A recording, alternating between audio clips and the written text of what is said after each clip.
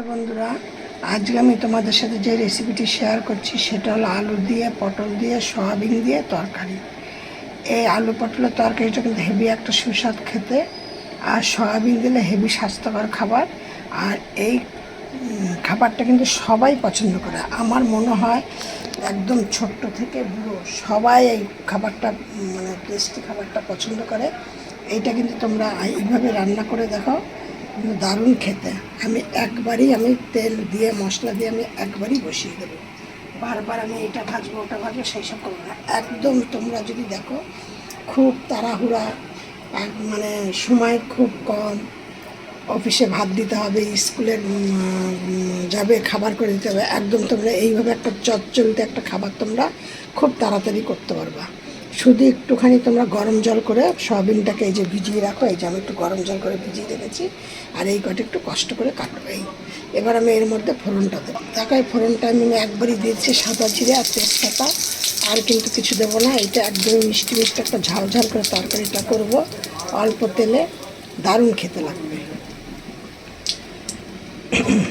এবার আমি এর মধ্যে দিয়ে দিচ্ছি পটলগুলো। আমি চম্পা রেসিপি হাউস থেকে তোমাদের সাথে রেসিপিটা শেয়ার করছি। তোমরা এই রেসিপিটা বানিয়ে খেয়ে তোমরা বলবে তখন কেমন লাগছে। এটার মধ্যে কিন্তু আমি একটু হিং দেবো, হিংটা আমি এখন দেবো না, একটু পরে দেবো।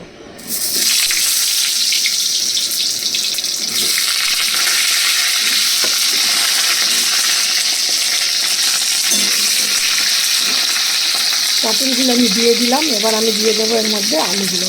আচ্ছা, পটলটা ভুল হয়ে গেলে পটলটা একটু ভালো ভালো করে নিই, তারপরে দেবো আলুগুলো। তারপর এর মধ্যে আমি দিয়ে দিচ্ছি হলুদ, আর আমি দিয়ে দিচ্ছি এবার এর মধ্যে আলুগুলো। একটা দারুণ তোমরা এই রেসিপিটা একদম একটুখানি করে তোমরা দেখো। প্রতিটা মানুষ কিন্তু পটল অনেকেই খেতে চায় না এখন, মানে এখন এই বর্ষার সময় পটলটা খুব বেশি জল জল ভাব লাগে। সেই জন্য কী করতে হবে, সবাই পছন্দ করবে, সেই জন্য পটলগুলোকে একটু ভালো করে ভেজে নিতে হবে, তাহলে আর জল ভাবটা থাকবে না। আমি প্রথমে তোমাদের সাথে আগে শেয়ার করে নিলাম যে প্রথমে তেলের উপর আমি পটলগুলোকে দিয়ে আমি 2 মিনিটের মতো ভেজে নিয়েছি, দিয়ে তারপরে আলু দিয়েছি, আলুগুলোর সাথে পটলগুলো ভাজা হবে। এবার দেখো আমি এর মধ্যে দিয়ে দিচ্ছি 1 চামচের ছোটো, একদম ছোটো চামচের 1 চামচ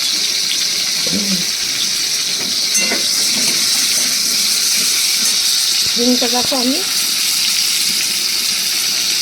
এই হিংটা আমি ব্যবহার করি। এটা কিন্তু মানে খুব হেলদি, খুব ভালো খেতে, গন্ধটা খুব সুন্দর। এবার এর মধ্যে আমি দিয়ে দেবো সয়াবিনগুলোকে। সয়াবিনটা একটুখানি জলে সেদ্ধ করে নিয়ে একটুখানি যদি আমরা সয়াবিনটাকে কড়াইতে একটু সামান্য নাড়াচাড়া করে নিই, তাহলে জল ভাবটা পেতে পারে। তোমরা দেখেছো আমার এগুলো কিন্তু সবই কিন্তু ভাজা হয়ে গেছে, পটলও খুব সুন্দরভাবে ভাজা হয়ে গেছে। এবার আমি এর মধ্যে দিয়ে দিচ্ছি মশলাটা আমি আজকে হাতে করেই দিচ্ছি। এই যে দিয়ে দিলাম 2 চামচের মতো মশলা, অল্প তরকারি অল্প মশলা। এর মধ্যে আমি দেবো সামান্য একটুখানি জল, তা নাহলে শুকনো তো। আমি লঙ্কা আদা জিরে ধনেটা আমি মিক্সিতে পেস্ট করে নিচ্ছি। এবার এর মধ্যে দিয়ে দিচ্ছি হলুদ,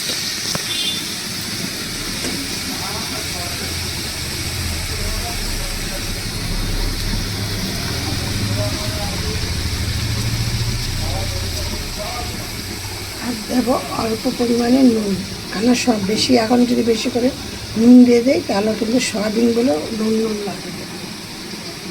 তারপরে যখন আমি তরকারিটা নামাবো তার আগে টেস্ট করে তারপরে আমি আবার নুন দেবো।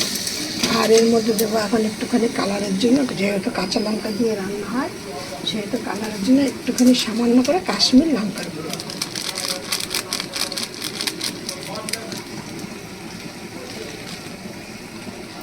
এবার মশলাটা আমার হতে থাক, গ্যাসটা মাঝারিতে রাখবো, একদম ফুল ভোলানো রাখবো না, একদম হালকা পায়ে। আর দেবো আবার চিনি।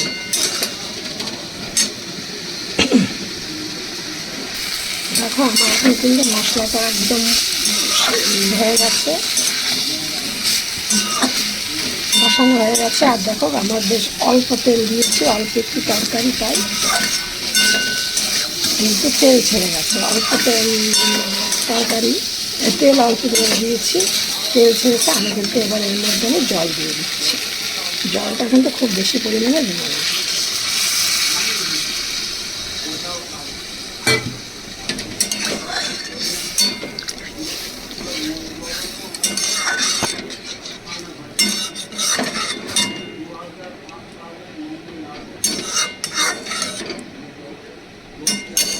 নুনটা কিন্তু আমি তোমাদের সাথে শেয়ার করেছি, অল্প করে নুন দিয়েছি।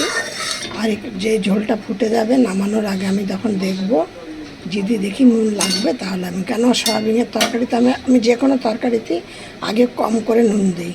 কারণ মাছে যদি তোমরা প্রথম থেকে বেশি পরিমাণে নুন দিয়ে দাও, মানে বেশি পরিমাণে যতটা দরকার, তাহলে দেখবে তোমাদের মাছটা বেশি একটু নুন নুন লাগে খেতে। আর তারপর আমি ওই জন্য মানে প্রথমে অল্প করে দেই, তারপরে নামানোর আগে আবার যতটা দরকার ততটা দিই। দেখো আমার রেসিপিটা হয়ে গেছে। তোমরা এবার এটা গরম গরম ভাতের সাথে খাও।